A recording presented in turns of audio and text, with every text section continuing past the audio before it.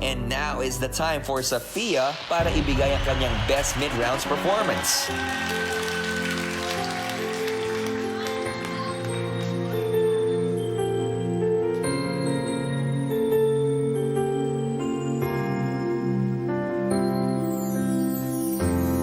Kapag ako ay nagmahal, isa lamang at wala nang iba pa. Iaalay buong buhay, lumikaya ka lang, lahat ay gagawin. Bakit nga ba mahal kita kahit di pinapansin ang damdamin ko? Di mo man ako mahal, ito pa rin ako nagmamahal, tapat sa'yo.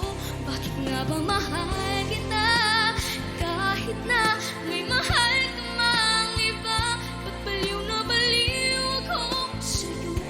Hanggang kailan ako magtitiis? O bakit nga ba mahal kita? Bakit nga ba mahal kita kahit di pinapansin ang damdamin ko? Di mo man ako mahal, ito pa rin ako nagmamahal, ang tapat sa'yo. Bakit nga ba mahal kita kahit na may mahal ka mang iba? Ba't baliw na baliw ako sa'yo? Hanggang kailan ako magtitiis? O bakit nga ba mahal kita? Thank you po. Performing a Rosal Nava favorite. Palakpakan po natin, Sofia! Tanungin natin kung paano nga ba at gaano nga ba minahal ng judges yung performance mo. Okay? Tanungin natin si Judge Angge.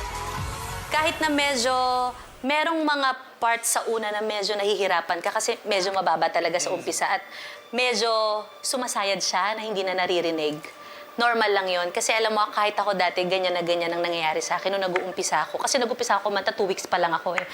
So, pero nakakakabisado na po ako ng lyrics. Pero okay lang yon. Kasi ang maganda sa'yo, marunong ka kung paano magkwento ng story ng song. At importante yon. The dynamics was there. Wow! The control was there. Good girl! Sir Gary. Okay, I believe ikaw ay maaring maging isa sa pinakamagaling na biritera sa Pilipinas. Wow! Pero, maaring, ang sinasabi ko, maaring maging. Ibig sabihin, papunta ka pa lang doon. Okay? At the age of 10, alam mo kung paano mo ihatid yung kwento ng kanta. Yes. Siguro, ang masasabi ko lang ay, good girl.